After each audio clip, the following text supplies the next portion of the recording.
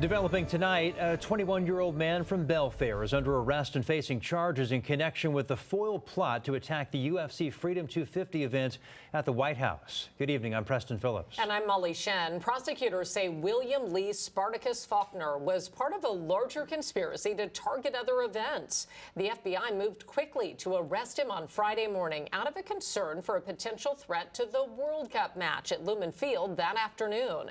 KOMO's Jeremy Harris is live outside the federal courthouse in Tacoma, where Falkner appeared this afternoon. Jeremy. Law enforcement credit a tip from a family member of one of the accused co-conspirators with stopping this terror plot in its tracks. The case now spanning from Washington, D.C. here to Tacoma, where this afternoon federal prosecutors accuse a 21-year-old man of taking steps to acquire attack drones as part of this plot. The FBI says this was more than just idle online chatter, and the suspect could be facing life in prison if convicted. The FBI says 21-year-old William Falkner was part of a conspiracy to attack the White House and kill high-ranking government officials during the UFC fight held earlier this month. New charges filed in federal court allege Falkner and other co-conspirators plotted online to use attack drones to drop explosive charges at the UFC fight, then shoot people as they fled from the bombs. The charges say Falkner claimed he had a contact who was already making 3D printed drones for the attack. The FBI was so concerned that Falkner already had drones, they arrested him right before the start of the Team USA World Cup match in Seattle on Friday morning. Because of the potential threat that he posed and everything else that was happening in Seattle, we decided it was time to take action. Prosecutors say online chatter between the men who were planning the attacks included steps to protect the drones from interference of counter-drone defense technology around the White House, and said it would, quote, be a bloodbath. We don't take action on everything that we hear on chatter. The FBI is very good about discerning when something rises to the level of potential action, and that's what happened in this case because there was something more than just talking online. After hearing testimony from an FBI agent in court, a judge decided Falkner would stay in custody as the case moves forward.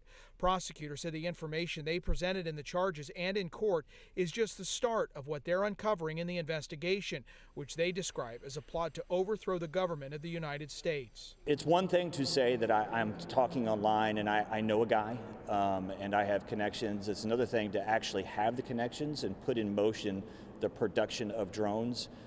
If it wasn't for the intervention of law enforcement, I do believe they could have carried out maybe not the plans that they had ultimately hoped to achieve, but certainly they could have caused a mass casualty event at the White House.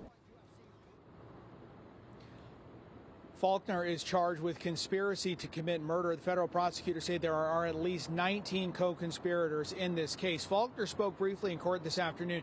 He asked to be released from custody, said he needs to help take care of his grandmother, who he lives with out in Belfair. As for next steps in the case, Falkner could ask again to be released at a future detention hearing, but prosecutors emphasized to the judge today that what they presented so far in these charges is, in the words of the prosecutor, just the start of the information they're uncovering about this terror plot. Reporting live in Tacoma, Jeremy Harris, KOMO News. Well, Jeremy, you laid out for us that rush to arrest Falkner before Friday's World Cup match. Was there any indication that the suspect was targeting the game, the celebrations, the watch parties? Yeah, no direct link presented in those documents about a threat to the games, but again, they were not taking any chances, and this is the exact type of drone threat, these long-range, long-distance counter drones that they potentially were worried about targeting the game, so that's why they moved very quickly to take him into custody. As for his connections to Seattle, we know that he posted on his Instagram page last year that he had attended a protest at Cal Anderson Park in Seattle, so he's at least familiar with that area, but court records don't show he has any sort of prior criminal history here in the state of Washington. All right, Jeremy, thank you. A total of 7 people have now been arrested and charged in connection with the White House UFC plot. On Sunday, the FBI arrested 28-year-old Jordan Rinker in Missouri. The other 5 arrests happened earlier this month in California, Ohio, Missouri, and Nebraska. One of those suspects, 19-year-old Tyson Proper, told investigators the group first started discussing plans for an attack back in March.